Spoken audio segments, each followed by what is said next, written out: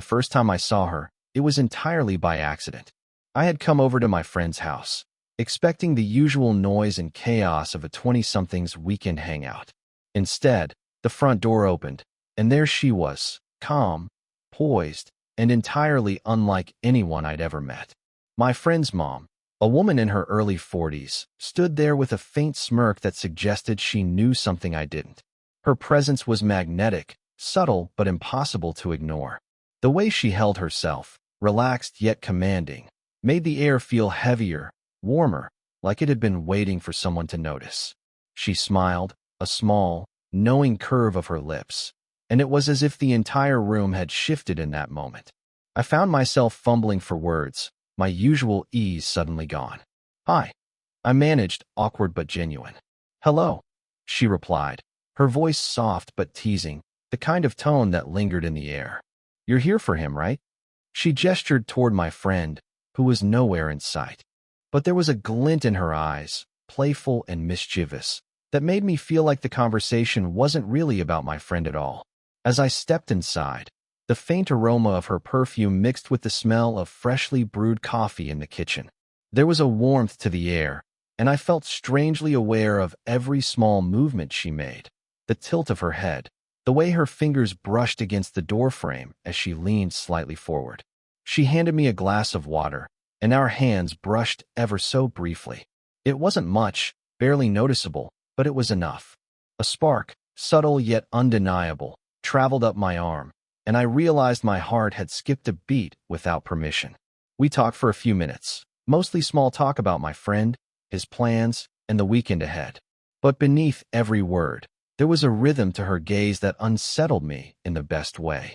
She wasn't staring, not exactly, but she held my presence, studied the way I shifted my weight, the way I avoided eye contact.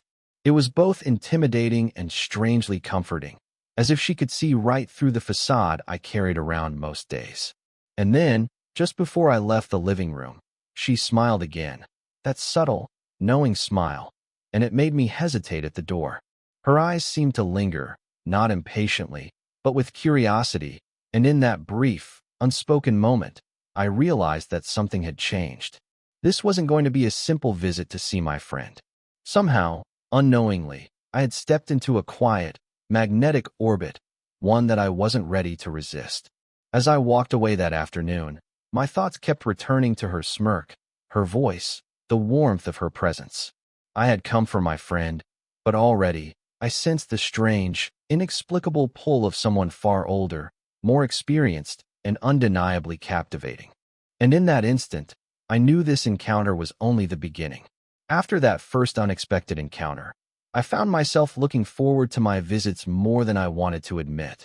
I came ostensibly to see my friend, but every time I walked through the door, I couldn't help but notice her presence, the effortless way she moved around the house, the soft hum of conversation she carried even when no one asked. It began subtly. Small gestures I might have ignored and anyone else took on new weight around her. A brush of her fingers as she handed me a snack, a laugh that lingered in the air longer than necessary, a tilt of her head that made her hair catch the sunlight just right. I started catching myself stealing glances, trying not to let her see the way I studied her, and failing spectacularly every time. She noticed. Of course, she noticed.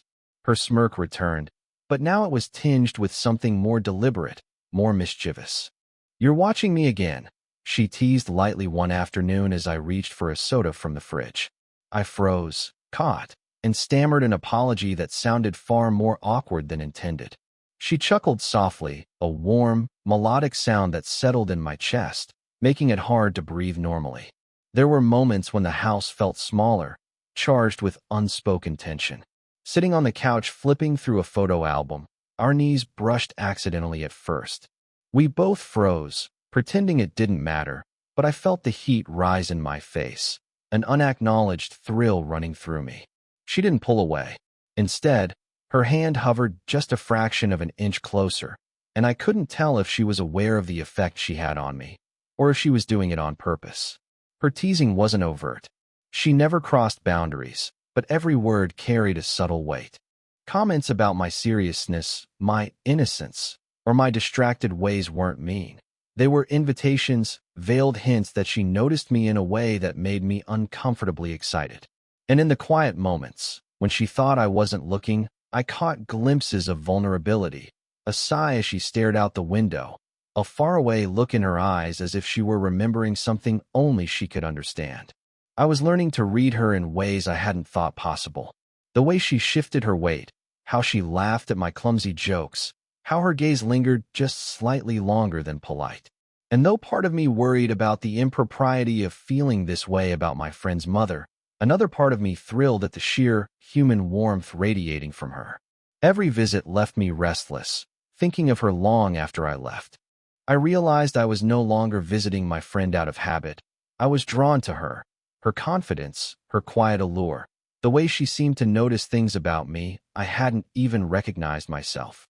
And deep down, a question began to form in my mind, tentative and forbidden. What if this wasn't just admiration? What if she felt the same pull I did? By the time I walked home that day, the memory of her smirk and the warmth of her laughter stayed with me, looping in my thoughts like a song I didn't want to end. I came for my friend, yes, but I was beginning to realize, in ways I wasn't ready to admit, that part of me was already staying for her. As the weeks went by, our interactions deepened in ways I hadn't expected. What began as curiosity and subtle flirtation now carried a quieter, more profound tension. I came over less for my friend and more for the moments when she allowed me glimpses into her inner world, moments that made me feel simultaneously privileged and painfully aware of the boundaries I wasn't supposed to cross. One afternoon, she invited me into the living room, claiming she wanted to show me something from her past. A stack of old photographs lay on the coffee table, and as we flipped through them, her stories began to pour out. Not just casual anecdotes, but memories tinged with joy, regret, and the subtle ache of years that had taught her both resilience and vulnerability. She spoke of her travels, the friends she'd lost, and the decisions that had shaped her life. I listened, captivated, feeling as though each word was a bridge connecting our vastly different experiences. I realized I was noticing things about her I had never considered in anyone else. The quiet tremor in her voice when she mentioned something personal, the way her eyes softened when a memory brought her both happiness and a touch of sadness. I wanted to say something comforting, reassuring, but every word felt insufficient. Instead, I sat close, letting my presence speak where words could not. And she responded with the smallest gestures, a hand brushing against mine, the faintest tilt of her head toward me, a fleeting smile that lingered longer than necessary. The more I understood her, the more conflicted I became. I was drawn not just to her beauty or the graceful way she carried herself, but to the depth of her mind and the warmth she radiated. Yet guilt whispered constantly in the back of my mind. She was my friend's mother. What would people think? Was it selfish to feel this way? Every laugh we shared, every moment our hands grazed by accident, made my heart pound, and yet my mind warned me to step back. Despite the hesitation, I couldn't stop noticing her. The warmth of her shoulder brushing mine as we reached for the same photo, the soft exhale that escaped her lips when she laughed at a memory, even the subtle scent of her perfume that seemed to cling to the air around her. All of it made me painfully aware of the magnetic pull she had over me. There was comfort in her presence, yes, but also a stirring, electric tension I could neither fully understand nor resist. I began to wonder if she felt it too. The fleeting glances that lasted a fraction longer than polite, the gentle teasing, the subtle lean toward me when she spoke. Was it coincidence, or was she testing me, seeing if I noticed? And in those moments, my heart leapt, caught between desire and guilt, excitement and fear. By the time I left that day, my mind was spinning with unspoken questions. I knew, without a doubt, that what I felt for her was real, not just attraction, but a connection that went beyond words. Yet I was painfully aware of the social impossibility, the delicate line I was treading. And somewhere deep down, a quiet, irresistible thought began to take root. Perhaps some boundaries were meant to be challenged, if only carefully, if only slowly, if only with someone like her. It happened on a quiet Saturday afternoon, the kind where the house felt suspended in soft golden light. dust motes floating lazily through the sunbeams. I had come over under the usual pretense of helping my friend with a small project, some shelves that needed fixing in the living room. But as always, my attention kept drifting, not to the work, but to her. She appeared in the doorway, a book in her hand, her smile calm and knowing. "I thought you might need supervision," she teased, stepping closer. There was a casualness to her that made it feel like she had always been part of my world, yet also a tension beneath it. A quiet invitation I couldn't quite place. We worked side by side, reaching for tools, adjusting shelves, and the ordinary task suddenly felt charged with something unspoken. At one point, she steadied a shelf as I aligned it, her hand lightly resting on mine. "It was accidental," she said later, but I could still feel the warmth of her palm against mine lingering longer than necessary. My heart thudded in my chest, a mixture of exhilaration and disbelief. The air seemed heavier, warmer, as though even the sunlight had leaned in to witness the moment. Her presence was intoxicating. I noticed the soft brush of her hair against her collarbone when she leaned over to inspect my work, the faint scent of her perfume that drifted with every movement. She was aware of the effect she had on me, I was certain, yet she made no rush to cross the invisible line. It was a delicate, deliberate dance, each touch measured, teasing, and deeply personal without a single word being spoken. At one point, as we moved a box together, our hands brushed again, not accidental this time, I thought, but deliberate. She didn't pull away. Instead, her fingers lingered on mine just slightly longer, and for the first time, I felt a jolt of recognition, a clear understanding that our connection had shifted. I wasn't just curious about her anymore. I was caught, captivated, and helpless to resist. The tension was electric, but safe. Our knees bumped slightly as we maneuvered around each other. Our shoulders grazed as we shifted positions, and each small touch carried a weight that made my pulse race. I wanted to look at her, to say something, anything, but the words dissolved in my throat. Instead, I let the silence speak, letting the shared warmth and quiet proximity convey what we could not yet voice aloud. By the time the shelves were finally fixed, the room had grown quiet again. The sunlight softened to a warm glow, and I realized I had been holding my breath. She glanced at me, eyes twinkling, and that familiar smirk returned, just enough to make my chest tighten. "You're learning quickly," she said lightly, but I sensed the unspoken meaning beneath it. I left that afternoon with my hands tingling from the memory of hers, my mind replaying every fleeting brush of contact. That first meaningful touch wasn't just physical. It was a bridge between us, a silent acknowledgement that our connection had deepened. And in that moment, I knew the slow burn had begun in earnest, one measured touch, one lingering glance at a time, drawing me inexorably closer to her. It was one of those quiet evenings when the world outside seemed to fade into shadow, leaving the house wrapped in a gentle stillness. My friend had gone out, leaving me with the task of helping her tidy up after dinner, but it felt as though the evening had been orchestrated for us alone. Every glance, every movement, carried a weight neither of us needed to articulate. She was in the kitchen, humming softly to herself as she wiped down the counters. I lingered by the doorway, unsure whether to offer help or simply watch. The sight of her in that domestic simplicity, hair loosely pinned back, sleeves rolled up, a faint sheen of warmth on her skin from cooking, sent a wave of awareness through me. My chest tightened as I realized just how drawn I was to her, and how aware she seemed of the effect she had on me. "Could you hand me the towel?" she asked, voice low and calm. I stepped forward, and our hands brushed as I passed it to her. The touch was fleeting, yet it carried a spark that made me catch my breath. Her fingers lingered a fraction longer than necessary, a subtle, deliberate pause that made my pulse quicken. I tried to keep my composure, but inside, every nerve seemed alive, tuned to her presence. As we moved around the kitchen, I became acutely conscious of proximity. Our shoulders brushed as we reached for the same dish, and I felt a warmth radiate from her that went beyond simple body heat. Every small movement, the tilt of her head, the soft sway of her hair, the way her eyes met mine and held just a second too long, was charged with silent tension. Neither of us spoke about it, Yet the air was thick with unspoken words, restrained desire, and mutual awareness. At one point, she leaned closer to inspect a spill on the counter, and our knees bumped lightly under the table.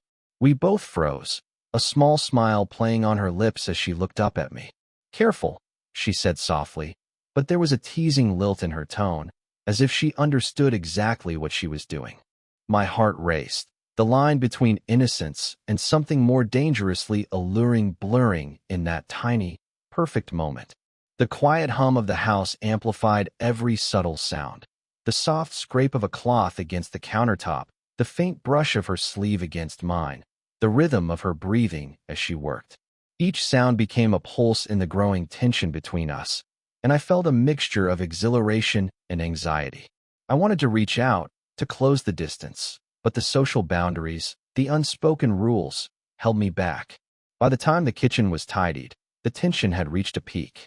We stood close, lingering in the final moments, hands hovering near each other, our gazes locked. She smiled, that familiar, knowing smirk, and I realized the magnetic pull between us had grown undeniable. I was caught in it completely, aware that every glance, every brush of contact, was a step further into a connection I was simultaneously terrified of and unable to resist. Walking home that night, I replayed every fleeting touch, every spark of her smile, every moment that had made my chest tighten. The slow burn had intensified, and I knew the next encounter could no longer be casual. Something between us had shifted, and the anticipation of what would come next pressed on my thoughts like a quiet, irresistible flame. The evening was quiet, almost reverent, the kind of stillness that makes every small sound feel amplified. The rest of the house had settled into sleep, leaving just the two of us in the living room, the soft glow of a single lamp casting warm shadows across the walls. She had invited me to sit with her under the pretense of discussing something trivial, but I felt an unspoken gravity in the air. I wasn't sure if it was her, me, or both, but the world outside the room didn't seem to exist anymore. We talked about small things at first, books, music, fleeting memories, but gradually, her tone softened, and the conversation deepened. She spoke of loneliness in ways that were quiet but cutting, of moments when she felt unseen despite a life full of accomplishments. Her voice carried an intimacy that invited trust, the kind that makes a person want to lean in, to reassure, to be a part of someone's life in a meaningful way. I listened, mesmerized, noticing the subtle shifts in her expression, the faint tremor of her lips when she mentioned something painful, the way her eyes glimmered as she recalled a cherished memory. Each word seemed weighted with honesty, each pause deliberate, drawing me closer without a single touch. And yet, in that honesty, there was vulnerability, the kind that makes someone suddenly larger than life and painfully human at the same time. At some point, she glanced at me, a small, teasing smirk tugging at her lips, and said softly, "You came for him, but I think you'll stay for me." The words were playful, almost casual, yet they landed in my chest like a quiet explosion. I froze, caught off guard, my thoughts scattering, my heart racing. She wasn't demanding anything. She wasn't pushing. She was simply stating something that had always hovered between us, something I had been too hesitant to voice. Our hands brushed as I reached for my drink, but this time it was different. There was an awareness in her touch, a deliberate gentleness that made my pulse quicken. I felt the warmth of her hand lingering against mine, not forceful, not rushed, just steady and grounding, a small bridge between us that conveyed more than words ever could. I wanted to speak, to tell her how I felt, but the weight of what we were crossing held my voice hostage. Instead, I let my presence, my attention, and my quiet admiration do the talking. She leaned slightly closer, just enough for her shoulder to graze mine. My breath hitched at the intimacy of the moment, aware of her proximity, aware of the tension that had been building over weeks. And yet, there was safety in it, a warmth that made my chest ache with longing but also with comfort, a reassurance that this connection, however complicated, was mutual. By the time I left that night, I felt both exhilarated and terrified. Her words, her gaze, her subtle touches had broken through the careful walls I had built around my emotions. I knew something profound was unfolding between us, a slow-burning bond that could not be ignored. And in that knowledge, there was a strange sense of peace. For the first time, I felt seen, truly seen, by someone who could both challenge and understand me in ways I hadn't thought possible. The evening that followed felt different from all the others. There was no pretense, no casual small talk, only a quiet understanding that something between us had shifted irrevocably. The house was calm, dimly lit by the soft glow of the living room lamp, the gentle hum of nighttime outside a comforting backdrop. We sat side by side on the couch, close enough that our shoulders brushed, each aware of the subtle electricity in that contact. She had invited me under the guise of simply watching a movie, but the air between us was charged with unspoken words. Neither of us needed to rush, and that was what made the moment so intoxicating. The comfort of her presence enveloped me, steady and warm, and I realized that the tension that had defined our previous encounters had softened into something tender and deliberate. As the film played quietly, our conversation drifted naturally, from memories to dreams, from humor to the small anxieties that had previously felt too vulnerable to share. Her laughter was soft, melodic, the kind that made my chest tighten with a strange mixture of joy and longing. And when she leaned slightly toward me, resting her hand lightly against my arm to emphasize a point, it felt like a declaration in its own right. She was here, fully present, and she wanted me to be the same. At one point, without thinking, I reached for her hand. She didn't pull away. Instead, she intertwined her fingers with mine, letting the touch linger. It was a deliberate, meaningful connection, a silent acknowledgement of everything we had been feeling over the past weeks. The warmth of her hand in mine, steady and grounding, carried more intimacy than words could ever convey. My heart raced, yet I felt an unexpected calm, as though I had finally found a place where I was both safe and seen. We didn't need to rush toward declarations of love or dramatic confessions. Instead, we allowed the slow rhythm of our closeness to speak for itself. Her head tilted slightly toward my shoulder, her cheek brushing mine ever so gently, and I felt the subtle beat of her heartbeat, steady and real against my own. It was a moment that captured the entirety of our journey, the curiosity, the tension, the flirtation, and finally, the vulnerability that had drawn us together. As the evening drew on, we simply sat in quiet companionship, fingers still entwined, shoulders brushing, sharing a warmth that was both comforting and exhilarating. The boundaries that had once seemed so rigid now felt flexible, not because they were being ignored, but because they had been honored and navigated carefully. We had reached a space where desire, respect, and emotional intimacy coexisted effortlessly. When I finally left that night, the memory of her touch, her quiet smile, and the calm steadiness of her presence lingered with me. I realized that this slow-burning connection, built on trust, patience, and subtle affection, had become a foundation for something lasting.